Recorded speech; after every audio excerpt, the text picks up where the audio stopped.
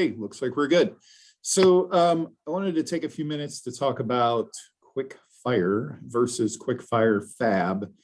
And I have to be very careful and go slow to make sure I don't say the wrong name. So there's a lot of confusion out there. I totally get it. I was confused myself when this thing came out. So I wanted to do a side-by-side comparison and talk a little bit about the differences and the similarities. So if you look at the photos, the one on the left is the standard quick fire. It is kind of considered a loose pinnacle type. The flower head is always very loose. The flowers aren't dense and compact. Where if you look on the right, quick fire fab, that is a more traditional, new type looking paniculata hydrangea.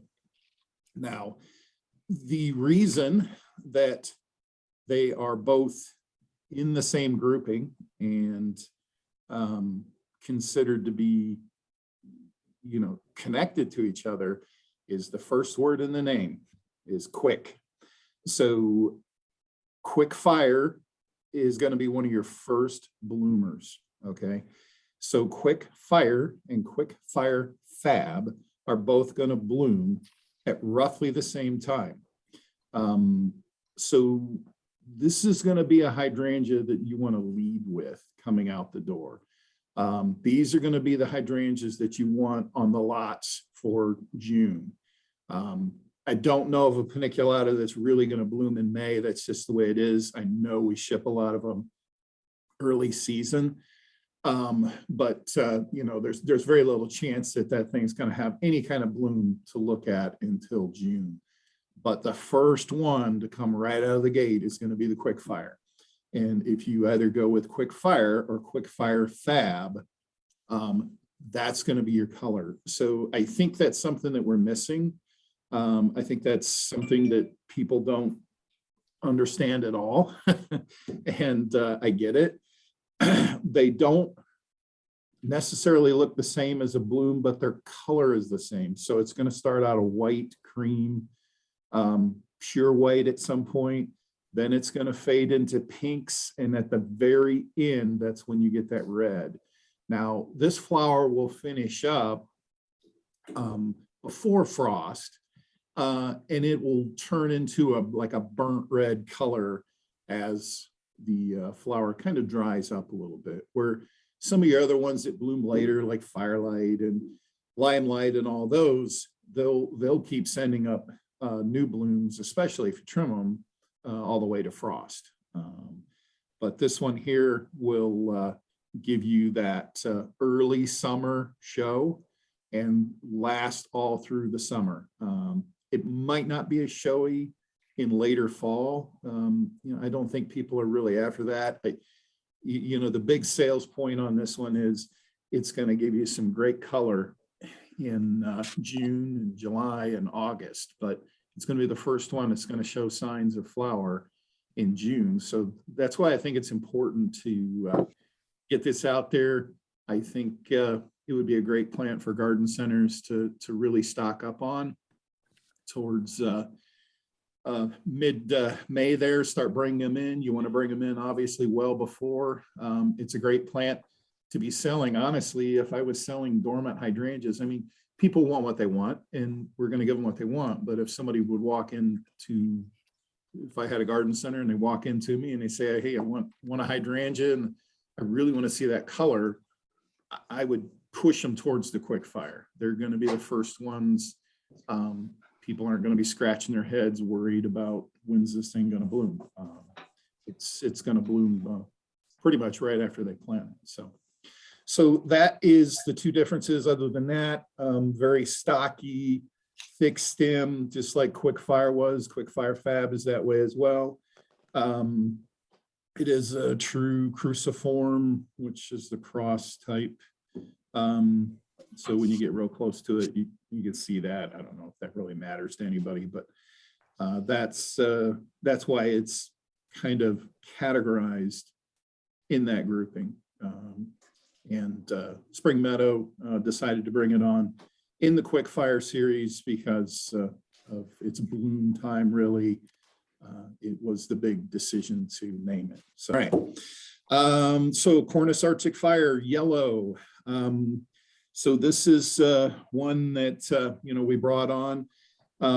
We've really had a tough time getting enough Arctic Fire red or red stemmed ones out there, but Arctic Fire Yellow does very well. We really like the color on the stems. It'll be a green leaf with a red fall color on the leaf. It does have a nice bloom. You can see there in the photo. Probably, these dogwoods aren't necessarily known for their blooms, but they are striking in spring. And they will also, as they get older and bigger, they'll have small berries, which is good for wildlife. So that's good too. It is very tough. I think dogwoods are starting to become used more and more. We see that from our sales, especially the more compact. These won't get out of hand. They stay compact. They got a lot of good attributes, and they can take some really tough soils. So this should become a landscaper's friend to really get out there, to give you that nice yellow stem all through the fall and winter.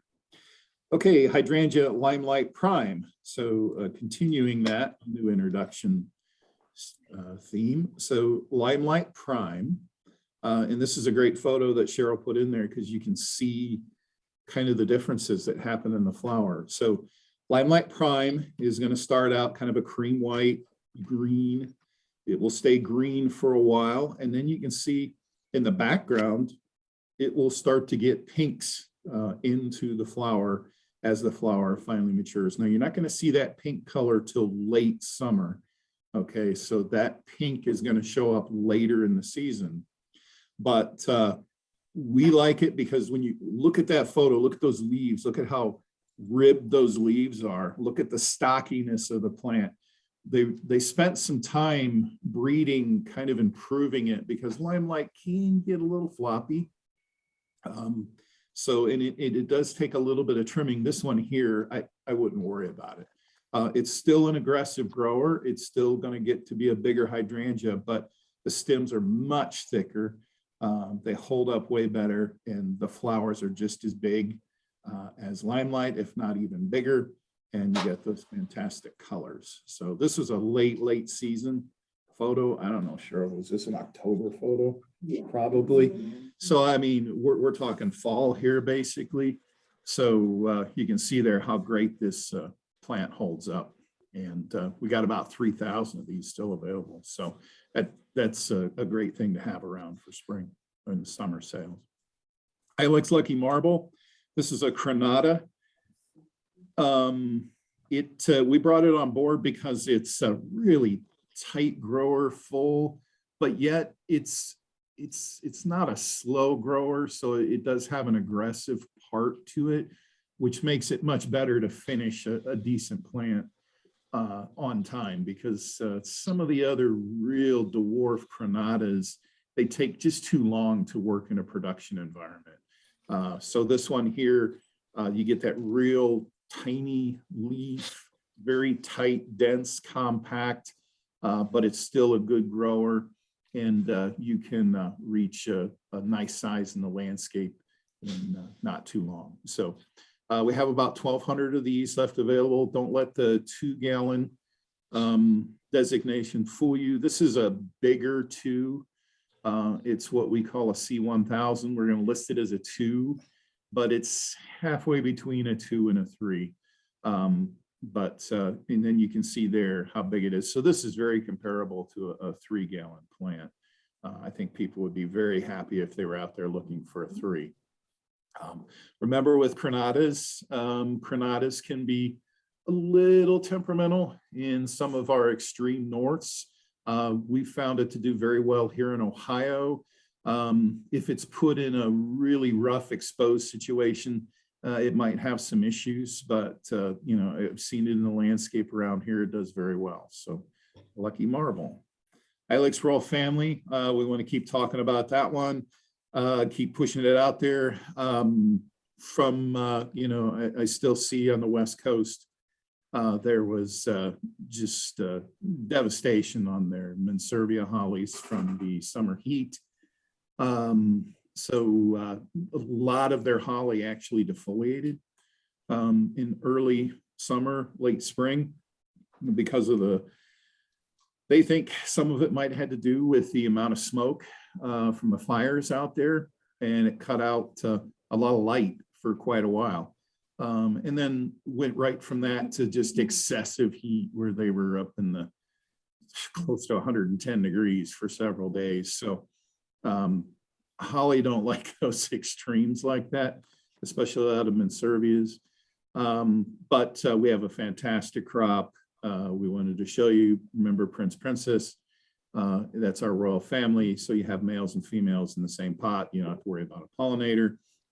And they are nice size. They should be great for either the landscape or the garden center market.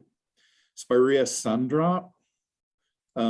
This was a new one that we brought on. This is in the first edition program. So it's a little bigger than Gold Mound or Double Play Gold, but it still has that same color flower. It's a great bloomer, but it has a little bit more orange in it on the tips. And it's going to be a more globe, closer to a globe than a mound, like, Gold Mound's a mound. This is going to be a little more like a globe shape. So it gives you a little bit more of that traditional shape. Spirea will have a little more impact in the landscape than what Gold Mound. Usually Gold Mound have a good impact in landscape. You have to plant it in masses to really make it look good. This one here would be more suited to put in groupings of like threes or something like that out there, and it would really be showy. We really like its disease resistance, great disease resistance. Hardiness is fantastic. This came out of Minnesota breeding up through Bailey's. So they did a great job with this one here. They actually grow this one out in the fields and bare root it out there. So that tells you how rough this is. They do bare root in Minnesota on this plant. So great plant to pick up. Really tough. I think this one here is a great one to push towards the landscape market, also for the retail market. But, I think if a landscaper got a hold of this one, they'd really love it. And they'd like the hardiness, the durability of this plant. It's just, you plant it and you forget about it. You're not going to be replacing it. So great plant to think about. And I think it's the last one is Weigelia. I could be wrong. Oh, Weigelia spilled wine. So you all should know spilled wine. This came out of the Spring Meadow breeding a long time ago. It's more of a moundy spreader type of Weigelia. It has great reblooming. You can see here, this is a late season photo just before they defoliated, and look how much color is still in that plant. So this is just, you can tell the guys were starting to consolidate this bed, putting it away for winter, and Cheryl grabbed a photo. So this is a great plant. You can see the size that the growers were able to produce this year. I think the sizing is better than where we were the previous year. So they did a great job finishing that crop. So it's going to go great either towards the re-wholesale, landscape, or garden center. So that's where we are. All right. Well, we kept the photos limited because I wanted to spend a little bit of time on those hydrangeas. If you guys have any questions, reach out, but please use this as a resource. It's in the community, so go to it, share it, and we'll keep doing more of these. I know we have a few other kind of newer varieties that are out there that seem to have some confusion in the market. So we want to spend a little bit of time while we have that over the next several weeks through the winter here, helping you sort that out.